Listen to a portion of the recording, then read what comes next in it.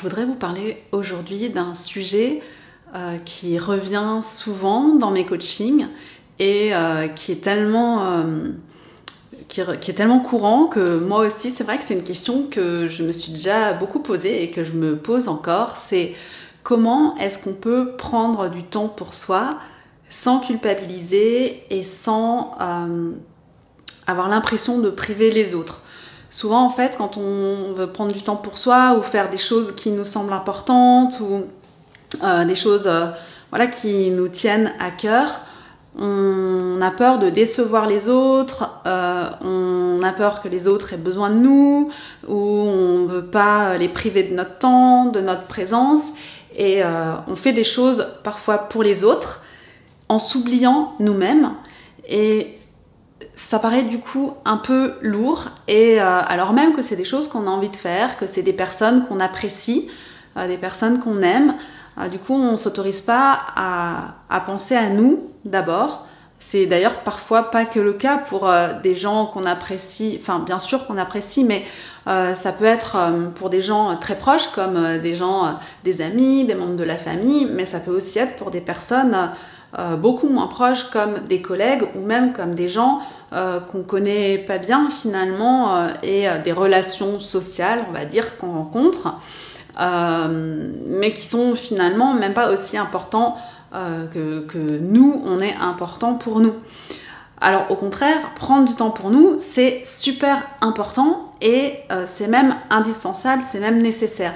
On a besoin de prendre ce temps-là pour nous, pour se sentir mieux, se sentir plus serein, plus sereine, et pour se remplir en fait de choses positives, un petit peu comme dans un petit cocon que nous-mêmes on est capable de se donner. Et en fait, c'est nous les premiers à pouvoir nous donner ce temps, cet amour, cette bienveillance, ces moments agréables. Et c'est pour ça que, au contraire, c'est vraiment la culpabilisation, c'est une idée en fait de notre cerveau qui vient nous dire que quand on prend du temps pour nous, on ne prend pas de temps pour les autres. Et en fait, c'est pas vraiment vrai, parce que finalement, prendre du temps pour nous, c'est accepter d'être bien. Et quand nous-mêmes on est bien, on est bien avec les autres autour de nous aussi.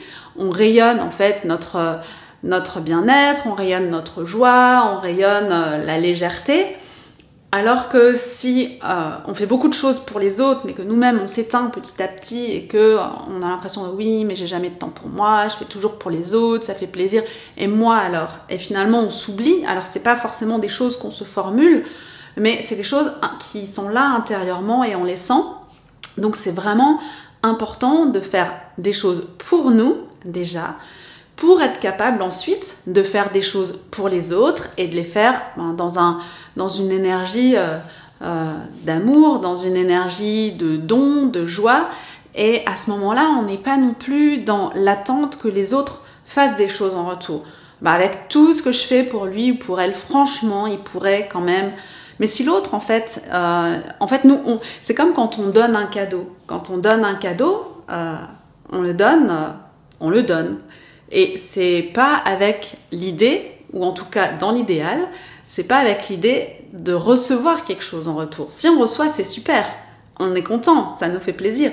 Mais si on reçoit pas, c'est super aussi, parce que le but quand on fait le cadeau, c'est de faire plaisir à l'autre. C'est même pas de nous faire plaisir à nous, dans une énergie idéale de don et d'amour de l'autre, et même d'amour de soi. Donc c'est vraiment super important de se donner ce temps-là, de se donner cette priorité-là, et justement de le faire sans culpabiliser, parce qu'au contraire, en le faisant, on fait non seulement du bien à nous, et on fait aussi du bien aux autres. Alors l'idée, c'est pas non plus de se dire c'est moi, et puis je me fais du bien à moi, et les autres, tant pis, ils ont qu'à s'adapter, moi je suis comme ça, je me fais du bien. Et...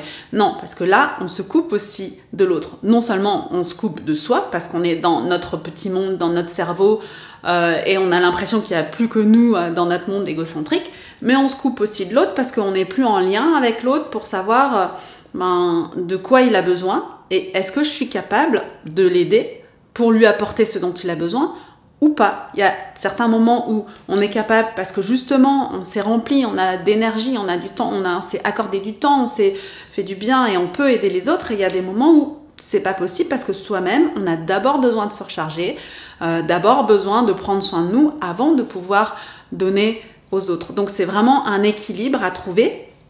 Et bien sûr, nous, on vit en société, on ne vit pas tout seul. Et souvent, ne serait-ce qu'au sein d'une famille, au sein d'un couple, au sein d'un groupe d'amis, et même, comme j'en parlais tout à l'heure, de collègues, de connaissances, c'est important de faire du lien avec d'autres, même quand c'est des gens qu'on connaît peu ou pas, comme par exemple, au supermarché, c'est des gens qu'on connaît pas, ou peu, mais pourtant c'est important quand même d'établir un lien avec eux, pas un lien dans le sens où on va essayer de connaître tout le monde, mais un lien dans le sens de est-ce que je suis à l'écoute de l'autre, et est-ce que, en étant à l'écoute de l'autre, ça me montre que je suis aussi à l'écoute de moi et que je peux créer ce lien au moins énergétique avec l'autre. Donc voilà, c'est vraiment super important. Alors comment on peut faire pour savoir si c'est un désir du cerveau qui dit non, là moi je vais prendre du temps pour moi et tant pis pour les autres, ou bien si c'est vraiment un besoin plus profond de là j'ai besoin de faire une pause. En fait la réponse elle se trouve en nous, et plus on va s'entraîner à s'écouter, plus on va s'entraîner à prendre du recul par rapport à notre cerveau, plus on va s'entraîner à voir comment fonctionne nos émotions, comment fonctionnent nos pensées, comment fonctionne notre système nerveux, et plus on va entendre cette partie plus grande de nous, cette partie qui sait, cette partie qui est plus sage, et qui sait si c'est un piège du cerveau ou une voix du cerveau, une voix de notre mental, ou bien si c'est vraiment la voix du cœur. Et d'ailleurs, à ce moment-là, on le sent, on est beaucoup plus en paix, on est beaucoup plus détendu, on est beaucoup plus serein quand on sait que c'est quelque chose, une décision qu'on prend, même pour une petite décision, qu'on prend pour nous faire du bien ou pour faire plaisir aux autres et se leurrer en fait. Et même pour des petits détails, par exemple, pour aller prendre un café avec une amie, est-ce que c'est un moment qui me fait du bien vraiment, ou est-ce que c'est pour lui faire plaisir ou pour pas qu'elle soit déçue, ou parce que comme ça c'est fait. Donc c'est quelque chose qui revient souvent dans mes coachings en ce moment, donc j'avais envie de vous partager ça, et j'avais envie aussi de vous donner moi en tout cas cette astuce, qui est même plus qu'une astuce en fait, qui est une façon de faire super fréquente. Je fonctionne beaucoup comme ça pour savoir ce qui est juste pour moi ou pas. C'est d'ailleurs ça qu'on s'entraîne à faire dans mes coachings, dans la DS School. Donc si vous avez envie de venir, on s'entraînera à faire ça. Ça permet évidemment d'arriver à être beaucoup plus en accord avec soi-même et de se créer des moments vraiment d'une vie idéale, et au-delà de ça d'être vraiment bien posé, bien serein, bien stable. Alors dites-moi comment vous faites pour déjà, est-ce que vous arrivez à vous accorder du temps, et quand vous avez envie, quand vous sentez que c'est vraiment nécessaire pour vous. D'ailleurs, on n'est pas forcément obligé d'attendre que ce soit vraiment nécessaire, parce que plus on va le faire, et puis finalement plus l'équilibre va se faire naturellement. Et puis comment vous faites pour sentir quand c'est aligné ou pas, ou à l'inverse quand c'est plus une voix du cerveau qui nous demande de faire d'une certaine façon. Voilà pour le sujet, je vous dis à très bientôt.